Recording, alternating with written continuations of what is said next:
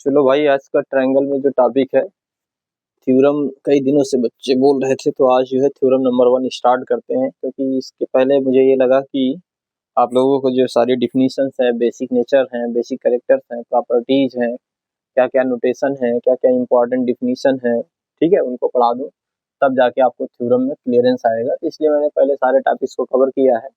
ठीक है, आप जाके प्ले लिस्ट में देख सकते हैं। आते हैं थ्योरम नंबर 1 पर बच्चों। जैसे कि इस थ्योरम में कहा जा रहा है, if a line is drawn parallel to one side of a triangle. तो पहले देखो, थ्योरम का जो सॉल्व करने का मेथड होता है यार, वो पहली हेडिंग होनी चाहिए आपकी गिवन। ठीक, गिवन में आप वो राइट करोगे जो थ्योरम में दिया है आपको।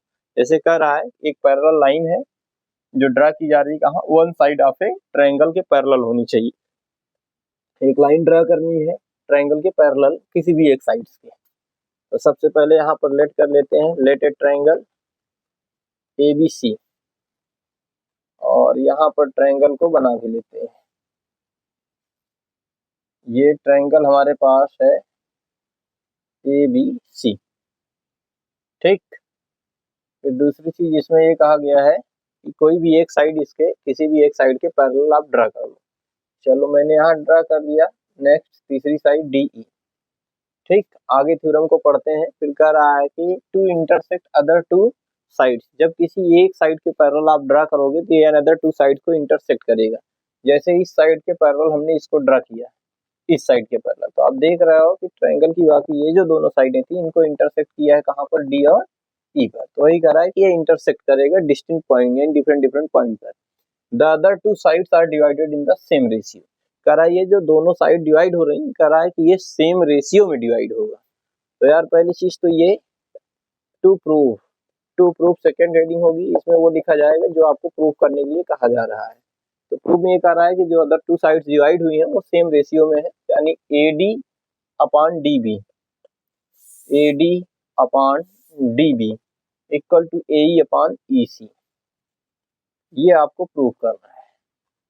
ठीक, और आप जब सॉल्व करना स्टार्ट करोगे यार, तो प्रूफ हेडिंग डाल के स्टार्ट करना। ठीक है, अब यहाँ पर ट्रायंगल तो ABC दिया ही था, साथ ही साथ आपको ये भी दिया है कि DE पैरेलल है किसके, BC की। अब आते हैं इसके प्रूफ में हम।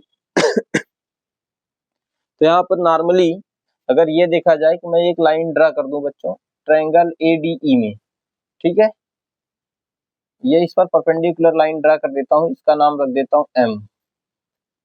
तो पहली चीज यहाँ पर एक लाइन परपेंडिकुलर ड्रा किया हमने जिसका नाम रखा DM। यहाँ से एक परपेंडिकुलर लाइन ड्रा करते हैं इस पर, इसका नाम रख देते हैं N। ठीक, तो एक चीज हमें देखने को ये मिल रही है प्रूफ में, मैंने जो ड्रा किया बाई कंस्ट्रक्शन, ये मैंने खुद से किया है, दिया नहीं था, तो इसको बोलेंगे बाई कंस्ट्रक्शन। EN जो E से लेकर N तक है वो परपेंडिकुलर है किस पर, AD पर, या आप कह लीजिए कि EN जो है ये परपेंडिकुलर है, यही लाइन परपेंडिकुलर है पूरे AB पर भी, क्योंकि AD को ही प्रोड्यूस किया गया तो B तक पहुंचा है। और दूसरी चीज एंड, इधर DM परपेंडिकुलर बन रहा है, तो यहाँ पर राइट करेंगे DM परपेंडिकुलर किस पर है यार, AE पर।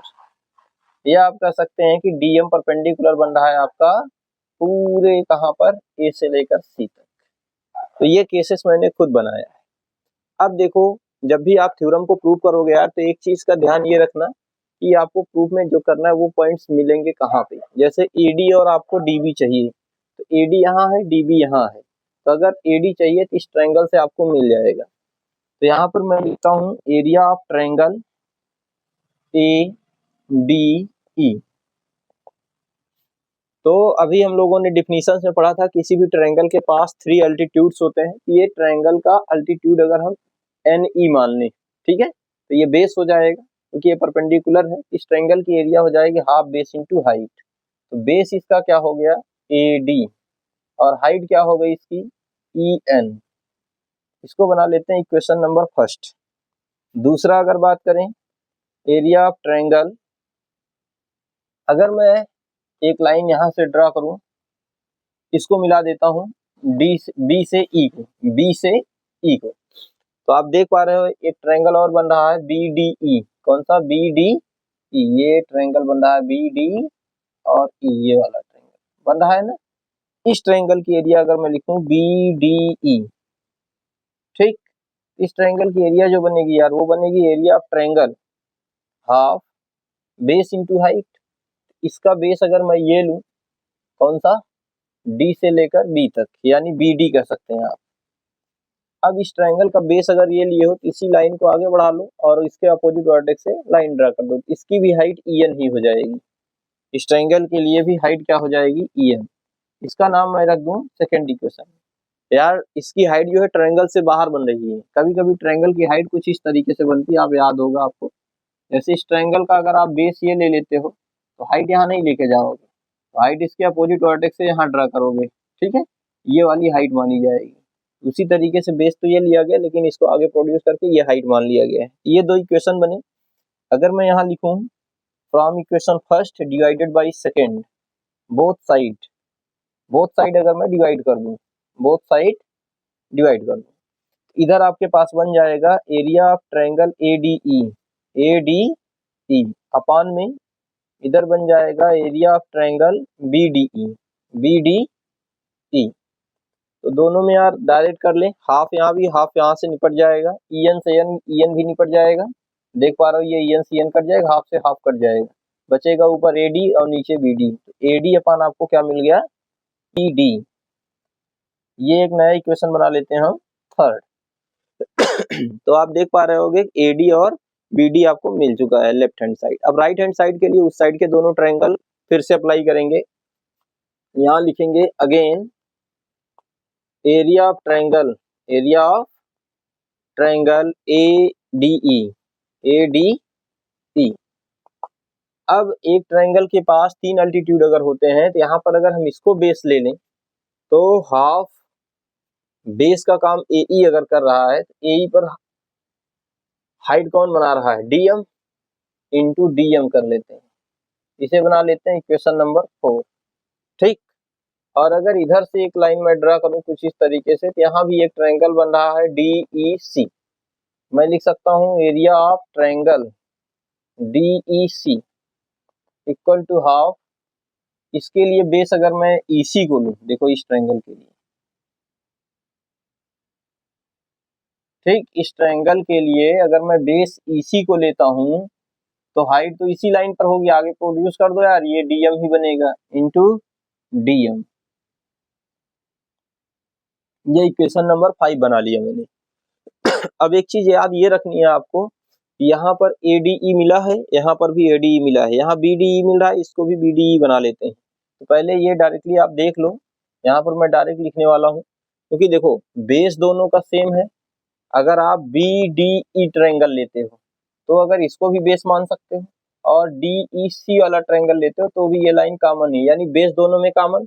तो दो पैरेलल लाइनों के बीच की जो हाइट होगी, अगर इसको आगे बढ़ाओगे तो इसकी भी हाइट वही होगी, इसकी भी हाइट यही होगी, यानी इस ट्रायंगल की एरिया जो होगी इस ट्रायंगल की एरिया के बराबर होगी। तो हम लिख सकते हैं area of triangle DEC equal to area of triangle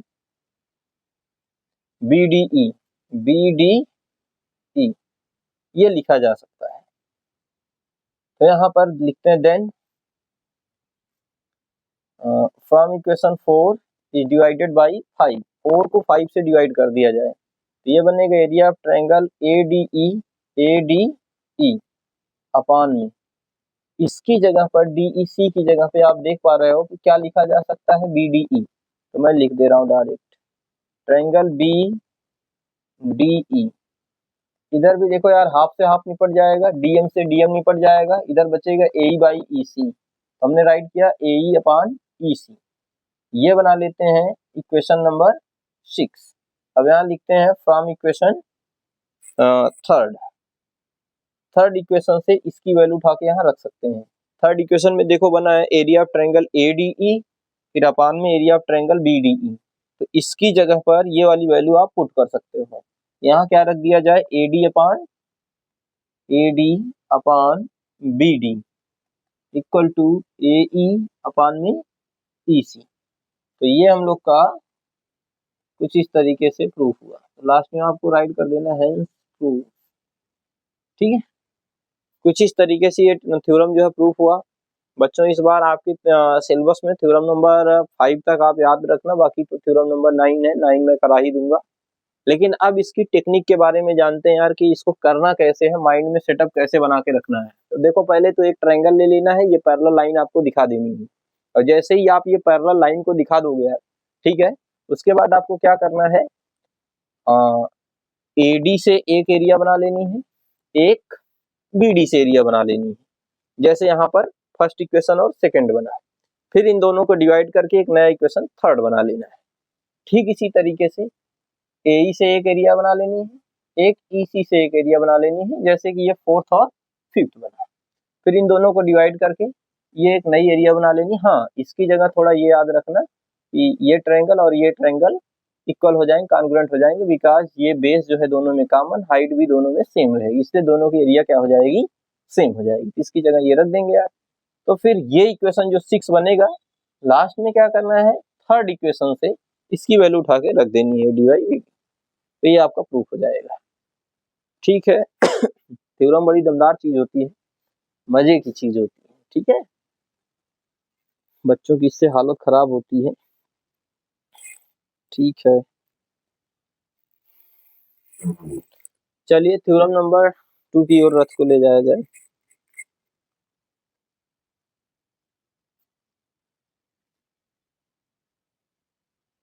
अब रथ है तो जाएगा ही थ्योरम नंबर 2 की ओर।